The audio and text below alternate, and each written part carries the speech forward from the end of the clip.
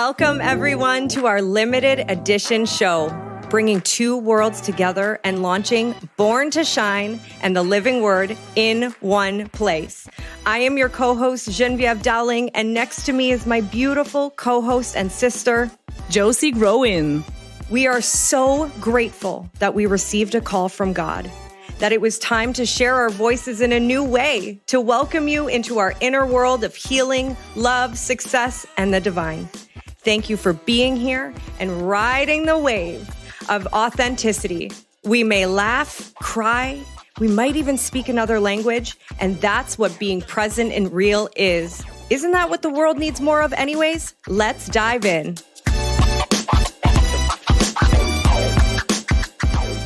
If you follow Josi and I on social media, you've definitely seen us doing breathwork or workouts at Hamama Studio, which is a boutique studio in Playa del Carmen. And Jenny, I mean, every time I leave your class, I feel more open, more expansive, stronger. What a gift. And I know that that is your vision of creating balanced bodies. And you've 5,000 people you've trained already in this industry. Like, that stat is incredible. And you opened your business in 2020, which led you to opening a brick and mortar studio in Playa del Carmen in 2022. I mean, you're a Canadian woman opening a brick and mortar in Mexico. That is a big deal. On Fifth Avenue. Like, Yes. that's a big deal. Wow. Congratulations on that. Con huevos. Con huevos. Of course. Thank you, Jen. Thank you. All of your acclimates are really special, but we know, as we talked about in episode 1, there's a story behind the glory. Always. You don't just get to somewhere just by being your name on a certificate, by having accolades. You know, that isn't what makes you an incredible human and an incredible facilitator. So let's get right into it, shall we? Yeah, we want to know the story behind. We want to know the crunchy details, because the woman that we see today that like now traveling the world, you know, expanding her business. But how did you get into that world? Which world? The wellness world? The wellness world, and to be successful with it also.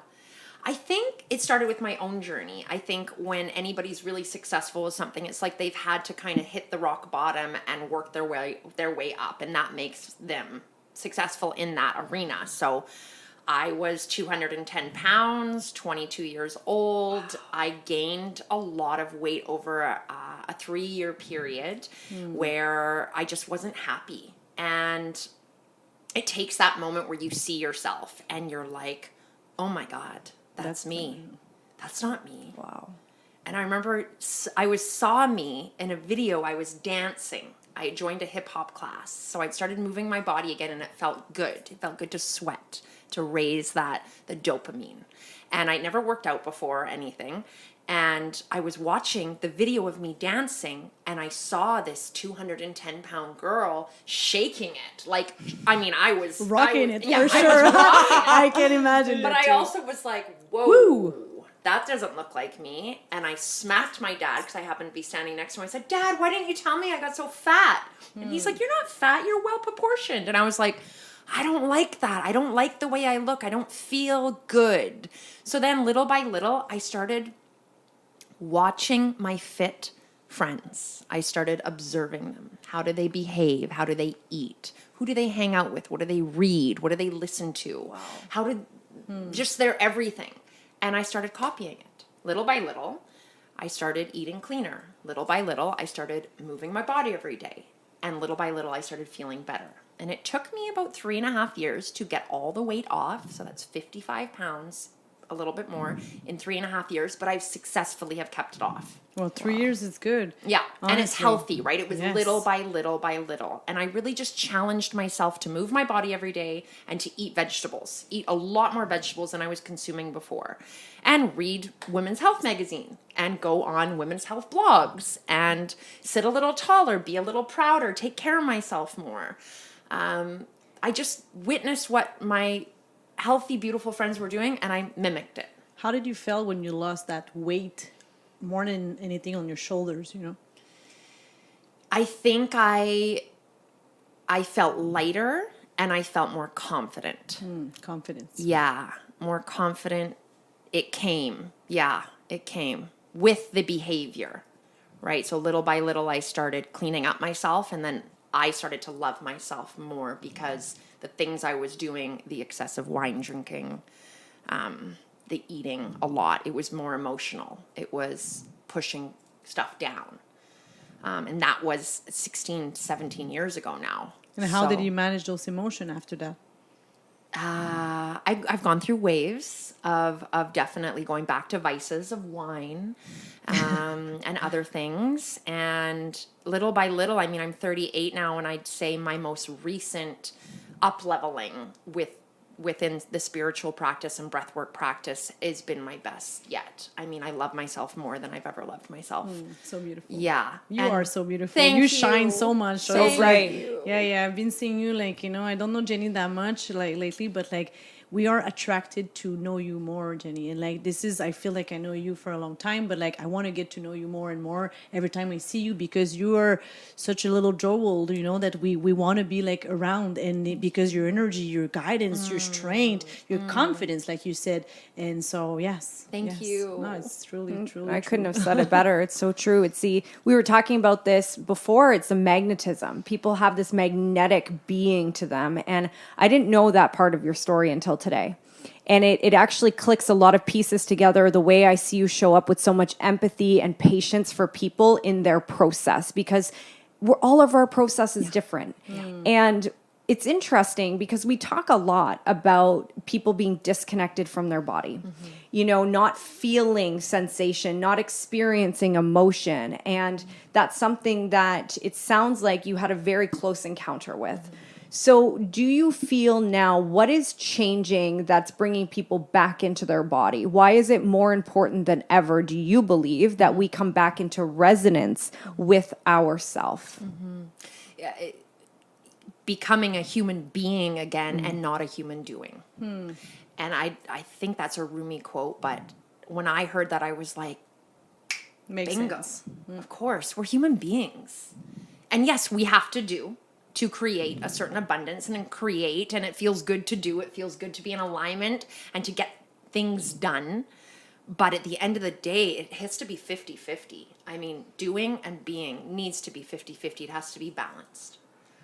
So I think right now, 2024, post-pandemic, yes, it was, 2.5, 3 years ago, but now people are like, oh my God, what have I been doing with my life?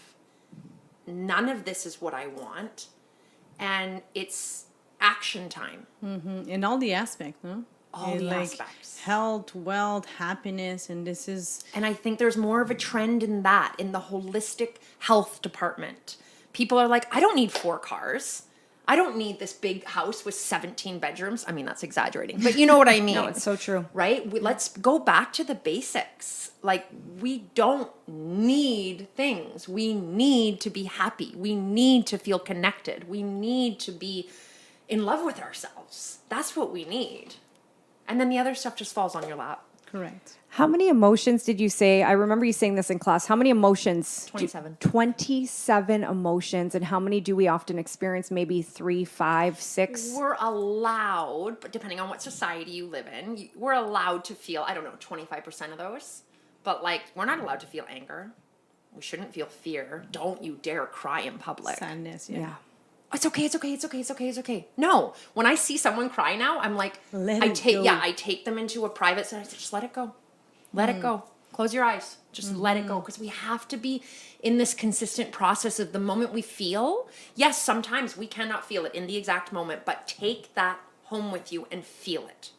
Go back to that moment where that person said, and you felt that trigger, and you felt that in your body, and bring it up and feel it so that you're not stacking your suitcase with so much stuff. I heard, sometime that, and I loved it. It was that when we cry, it's like the blood of our soul, so that our soul is alive. So cry more, my dear friend. That means that you are alive. And it doesn't make you weak. No. It makes you strong. It's a release. My dad used to say, there's salty tears, and then there's those big tears that fall down your face, and those are angel tears. Oh. Those are a release. It's a purge, a detox. And so I love that you say that, because it's true. And movement is one of the things that creates space in our body. And I I can't wrap my head around it, and that's okay. But when there's stagnance in the life of your life in general, but you're not moving your body, therefore you are stagnant, everything is just going to keep accumulating. And, you know, personal training, the wellness industry, I mean, we could talk about it all day, but it's really going from the place of being an Oxygen magazine model into being, I feel good. It's about feeling. So how did you create that in the physical fitness space? Because that is not the norm. I mean, 17 years of experience of working with over 5,000 people and doing my own research and taking multiple certifications, multiple courses, going to other people's classes, watching how other teachers navigate the room and the space. And what did I like about that class and what didn't I like about that class? But what my style is for the past few years has been really balancing the body in a physical aspect, but also an emotional aspect, and using all 5 senses. I mean, when you come to a class with me, you're going to smell, you're going to feel, I'm probably going to put my hands on you at some point, and that creates trust, and you want to trust your teacher. And I want to trust you as my student, so let's create that trust. Visual, it's going to be pretty, it's going to be fun, it's going to be very aesthetically pleasing. Here, the music's going to be epic. And I try to feel my crowd. Sometimes you're going to get some 90s hip hop, and then sometimes you're going to get some really nice, woo woo stuff. Indies and Indie music, right? And what are the 5 senses we have? Hearing, and taste. Taste. I have very clean water at Hamama, and it comes out of this purified water filter that is filled with minerals, and I have cups there and everything. I like to be an all-inclusive studio, so you don't have to come with anything. No mat, no towel, no nothing. I have everything for you. Just show up. What type of classes can we get at Hamama? My specialty is body sculpt. Okay. And body sculpt is balancing the body. So we're doing a lot of posture realignment. We're working our core 360 degrees. Glutes, super important, and always unilateral. Just use the right side. Just use the left side, just use the side body, just use the back, just use the front. And I truly think that every human is a little bit unbalanced because we're always in the frontal plane, right? We're always in the frontal plane. So in my classes, you're going to expect to get a lot of pull so that your shoulders are exactly. We're like, Heart bring it opening, back, ladies. exactly. Hamama means to open, So look at what we're this. doing right now, talking about it. Yeah. Open the chest, strengthen the back. You said something before that's very interesting, and this is a question for both of you because we're talking about spirituality and success. We're talking about the body and breathing and being open. You said a sensation, touch. And I feel that we've really lost the sensation of touch. We're either offending someone or we have to keep a certain distance. And I think touch is very important in the world of being human, but also being connected to each other. And Josi, I've witnessed you creating a culture in your business that you encourage hugging and trust and dance and movement. And so it really goes aligned with what we're talking about Hamama. Like, how has that changed the culture? And did you even do that over the last few years? Oh, yes. And for us, it's like, every Monday meeting, for example, that we meet all again together. Well, it's a connection, and then we human need to, like you said, to feel the 5 senses, or there are more senses, or whatever, just to feel. Yeah. And we lost that sense of feeling sometime in northern country because it's cold. It's very cold. But like human, when we touch each other, we can connect without talking, and for me, that's why I work a lot with animals, because we don't need that to talk too much. We just need to connect. And by hugging, by just looking at each other, just holding hands, this is little things like that, yes, we connect. And we're talking about the connection on first episode, for example, to connect to ourselves and then to connect with others. So by feeling, by touching, yes, this is when you like, boom, your 2 souls or your 3 souls are connecting, and this is when we can get the result and also see where we're going with that, to our dreams, to our goals, and etc. So it definitely, for sure, some people, sometimes when they come, to the office, or like they're they're not used to that. They're like hi, you give hugs, you give kiss, and yes, for sure, every day, exactly. Yes. To our whole team, to my assistant, to the director, to the sales team, etc. But yes, we hugs, and we need that, And I invite you, people are listening, and just go hug 5 people, 5 person today, and how it's gonna give you that dopamine of like happiness. Yes. And that we're talking about health, wellness, and this is part of wellness. The oxytocin is very real. It's a real hormone, and it gets extracted once you physically touch someone. Can you 10 share seconds. exactly more about that? Yeah, 10 or 15 seconds. I mean, that's human connection, just like you said. Part of being a human being, we need to connect. And yes, it did get lost before the pandemic, and now, let's be honest, it's even more scarce because we were trained to keep a bubble, to not even pass each other in a supermarket alley. It's just crazy. And this is what I love about Mexico, and this is what I love about Latin culture, is it's so warm. And this warmth of the Latin culture is in me now. Mm-hmm.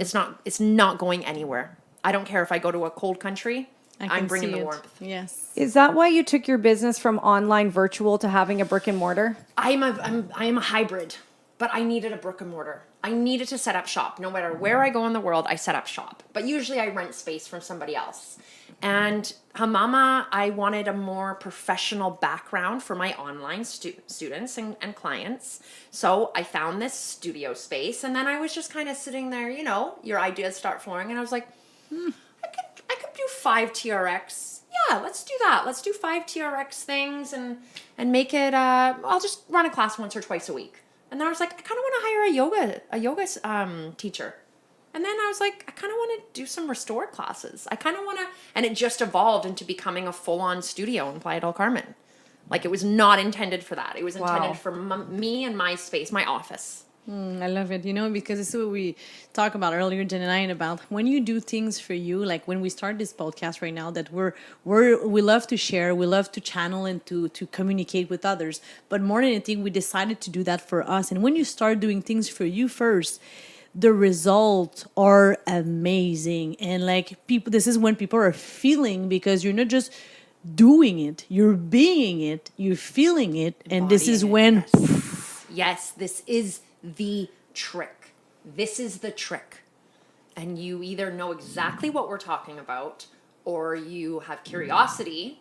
Maybe you want to come and live a certain lifestyle, or you're like, and you turn this off now. But that is the trick of life. Yes, to be successful. Yes. Let's go a little bit more into the spirituality now, that this episode is about, how we can be spiritual, but also being successful. Right. And how do you find that balance into spirituality, because a lot of people also, we've been in the last years, let's say, yoga was defined by spirituality, like it's almost a sect or religion, Right. Now it's become more commercial, it's more become a sport and everything, but still, and here that we live in Mexico, that we live in land that it's very, very grounded. It's very with all the spirituality of the Mayan and all the vibration. Exactly, La Luces. Joe Dispenza that's coming here to do his conference, because you know that the vibration are so high. So how do you find that balance into your life, but also into the business? It's going to start with me. Please. Right. So if I've gone about business in the other way, where I am so focused on the business and I'm trying to find my niche and my avatar client, and I've gone that route, it didn't work for me. I'm not saying it doesn't work, but it didn't work for me. So when I started taking care of myself and unblocking myself from core wounds, so I'm talking shadow work, inner child work. When I started doing that, that's when everything started to flow for me. That's when I started to become successful, abundant with money. Opportunities were landing on my lap that I had wished for, prayed for, if you will, 2 years ago. And they just land on my lap because I'm taking care of myself. Yeah. Instead of working 50-hour weeks, I'm working 25. And all of a sudden things are just falling on my lap. And that is, spirituality to me is energetics. Energetics is the energy you put out, the energy you put in, the energy you feel. Mm-hmm. Listening to your pings is crucial. When your body says yes, do it. When your body says no, don't even let your brain step in. Nah. body says no, it's a no. I don't care how much money I'm going to make. I don't care if the guy's really hot. I don't care if the woman's really successful. Nope. It's a no. I'm so sorry. That's so, a big piece. yeah. Alignment is huge. And believing there's a bigger power. So interesting when you talk about alignment and spirituality, because we've been in a society where we think spirituality means voodoo. Spirituality means living by a set of rules, being a certain way. And I think it goes back to what we said at the beginning. It actually means that we are feeling, that we are being, that we are allowing things that don't make sense to be accepted as the norm. And I know exactly what you said. I used to do everything by the book, and I used to scale the business exactly like I was told. And you know what? It did work for me. But it worked for the business, not for me. Because I had a massive breakdown, made huge money, massive breakdown. Exactly. And so to me, that wasn't success. To me, that was numbers on a paper. And so when I realized that I was not congruent with my business, I wasn't feeling into my business, I wasn't attracting people into my business, I was forcing people into my business, it was exhausting. Endless, yeah. Burnout. Exactly. Burnout, baby. Yeah. And saying no is the most magnetic and powerful thing you can do. Because saying no is saying yes to yourself. Yes. And it's worthiness. Spirituality is worthiness. Yeah. It is. It's self-deservingness and worthiness. And it's not being a narcissist. It's not being selfish. You're taking care of yourself. It's very important. And every time I say no to an opportunity that isn't feel a yes inside, something way more aligned literally shows up within a day. You know, spirituality for me is like I'm born like into a religion that I didn't decide, you know, and then being changed into another one, and then you know that a lot of spirituality we think that it's a religion, also like what I've been taught when I was young, and then when I understood that spirituality was for me a connection through a bigger, a higher supreme power that at least that we have been created to create, and also you're talking about this connection, this intuition, that for me this is the direct channeling with the higher supreme that like is guiding me directly of like yes, and then but like most of the time, well it's saying yes, but I'm no, I don't want to, I want to be a people pleaser, and this is, but when you start like following that intuition, all of the result, like you said, is coming to you as an easy way. And even people, I was this morning with a client downstairs, and it was like it felt so easy. I had the answer very fast. You know, how come? I was like, well, it's just 15 years of preparation, but also of like, you know, it's because we're not used to have it easy, because we love to like to make it complicated sometimes. Yeah, no. And when you start like moving to that intuition and you let that intuition guiding you, it's come much more easier. And we're not meant to be stressed or to be rushing or to force things. No, but human like that. But when you start connecting more with your spirituality, with your intuition, that it's at the end of the day, it's this connection, the higher supreme, that we're little ants in this world. We are part of a bigger, big universe, that it's so, we're little small, that we're just on a mission, and following your mission, the rest come to you. It's so true. And you said something that really like activated in me, and it's like I saw it. when I was very anti-religion for a long time. I grew up in a household, and don't need to get into it, but I just didn't agree with the way there's a shadow to spirituality and religion that really disgusted me. And it was people saying a certain thing and then living something else. And that to me just really threw me off. And so what happened is I turned away from all of it. And then in business, what I thought is I wanted everyone to understand what I was experiencing, what I was going through. Like, don't you see how much work I'm doing? Don't you see what this? And it was always this feeling that I was alone.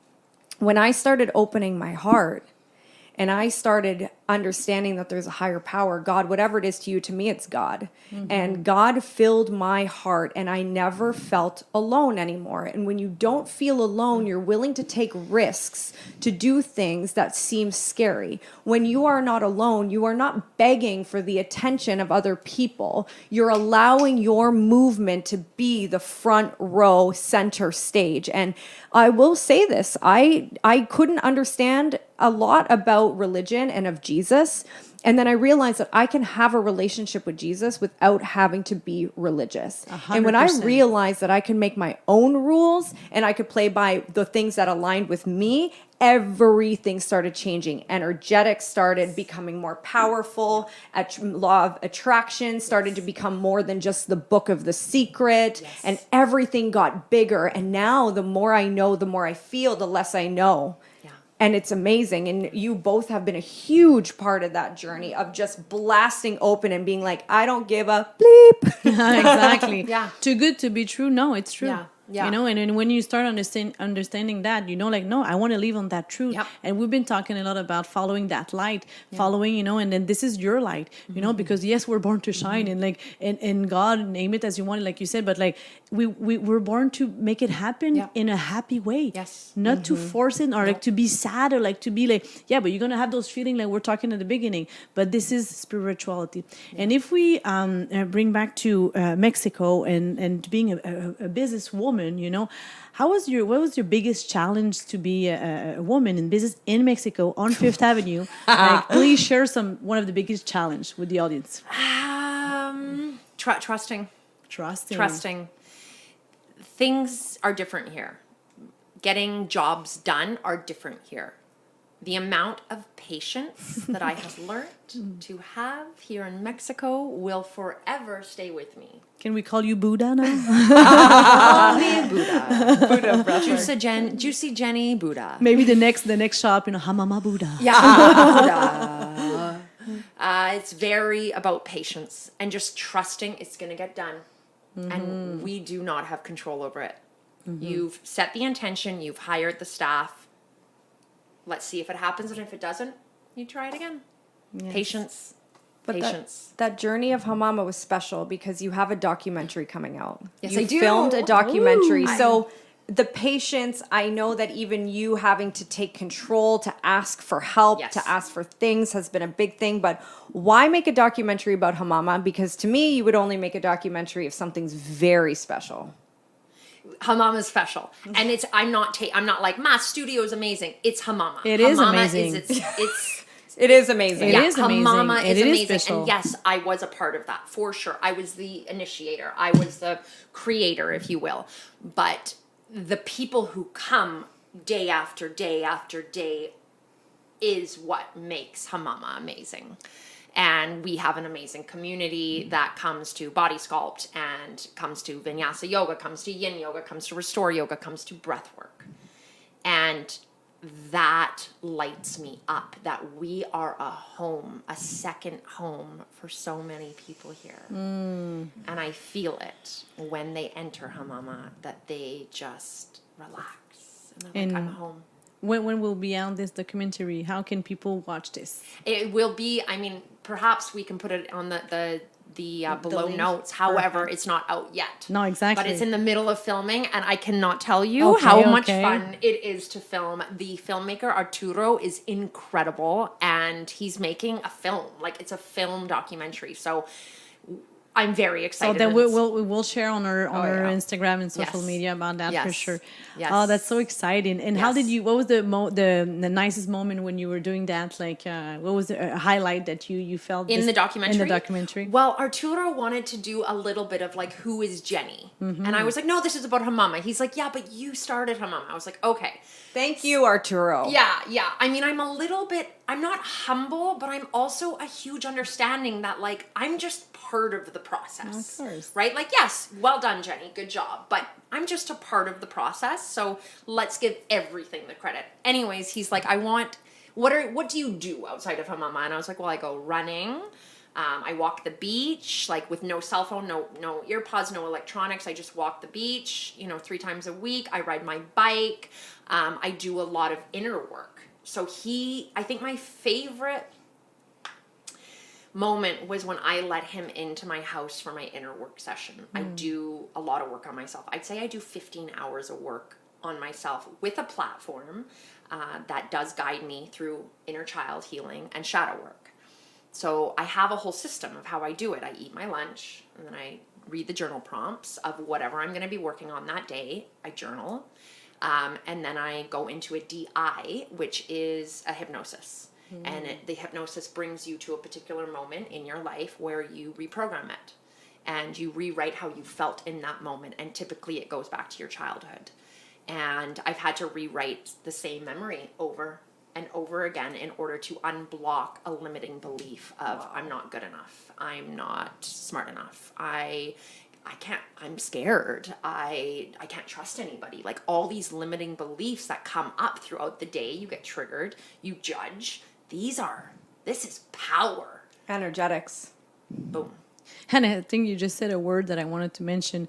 I'm sure that everybody's listening right now feel this energy of Jenny. Yeah, it's amazing. And I know that a lot of people are not here in Playa del Carmen or not here in Mexico, but would love to following you. Can they take some classes online? Yes. Can you share with us the website, please? Yes, JennyTecklenburg.com. It's quite simple. We'll have the link on the podcast for sure. And your social media, you're on TikTok, on Instagram. Yes. So just go to JennyTecklenburg.com and everything is on there. It's like my online portfolio. So without going into like, this is because every name's a little bit different, but JennyTecklenburg.com. And I absolutely love working one-on-one with people. So you can take a look at the services that I offer.